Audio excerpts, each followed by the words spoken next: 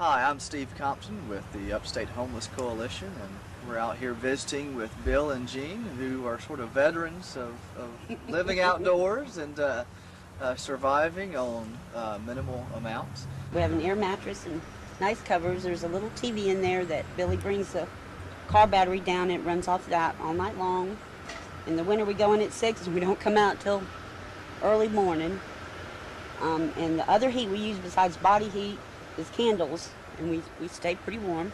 And then in the mornings we get up and come in here, and during the winter this is completely closed in, and I have a kerosene heater which provides us a way to cook and heat. And I'm a big reader, so we have books. We cook also with a propane torch and a nice dirty teapot. Come here, baby. Baby girl's the German Shepherd. So I'm the back door protector. This closet here is where I hang things and try to keep our clothes as dry as we can, and in the rubber tubs. The cooler that has ice in it stays over here closer to the pallet so it stays cool. And these are pans, but basically, you know, living this way you have to try to boil things out. And then this is a little cabinet with one of the many used air mattresses that we just adore, junk in. What is it like to be living outdoors? What's different? What's life like? I believe that you reprioritize. You realize some things in life just aren't as important as you once thought they were. Okay. I'm in ladies retail for years, and there was a time I had a whole room with nothing but clothing. I mean, you reprioritize, and you thank God every morning when you get up that you made it through the night. I didn't plan on this. As a young woman, I was attractive and good to go, and I always thought I'd have a man to take care of me. And that was part of my upbringing in the 50s. Well, I do, but you know what I mean. I never dreamed I would live like this. You don't have running water. What do you do when you need? We have a big 5-gallon bucket that we will take to certain gas stations will allow us to get water, and Billy drags it over the hill, and then we refill our little ones. That's almost a daily occurrence with trying to stay clean with washing your hair and boiling your pots and pans. So it takes at least 5 to 10 gallons of water a day, 5 gallons at the most. And we get really stuck. Certain stores around here will allow us to fill up our water jugs, and dispose of our garbage.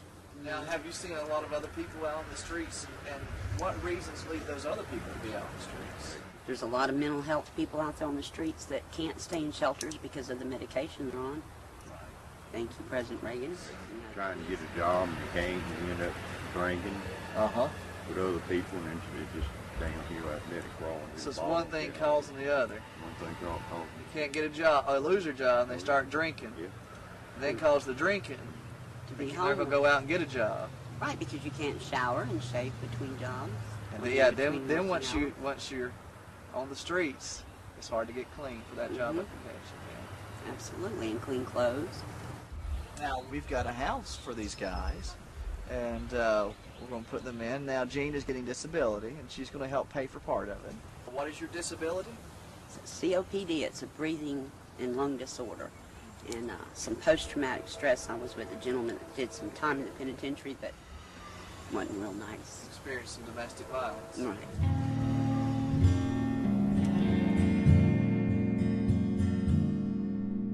Hello again. We have gotten Bill and Jean into a home. Jean, again, is getting her disability.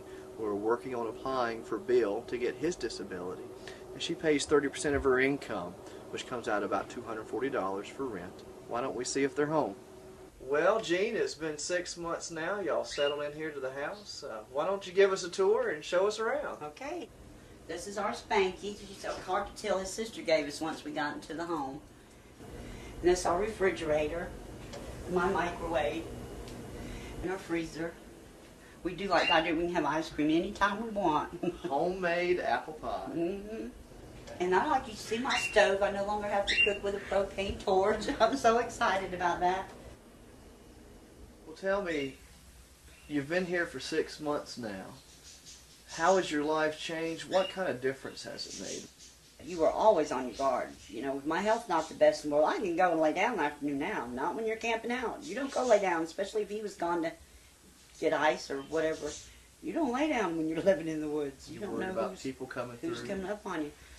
I can remember going in a store and buying candles for our heat. And the sweet little old lady saying, "Don't you love that fragrance in your house?" And so badly I wanted to say, "Honey, that's for our heat tonight." This program has given us the boost to get into a home, to be established, to get our self-worth up.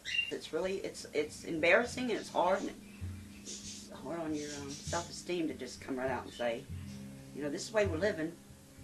We keep this as our reminder. This was our entrance into the camp, where you would go up over the hill. We keep that right here with us. Just keeps you humble and firm. See, there's a difference in living and surviving. When you got a home, refrigerator and all that, you're living.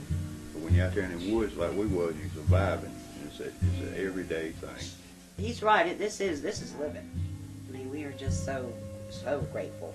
Every time I get in that shower, we are just so grateful every morning we get up and have a nice warm roof over our head. I never imagined when we were living that way that we would have something this nice now. There's not, thank you just doesn't even seem to, that's just not a word enough.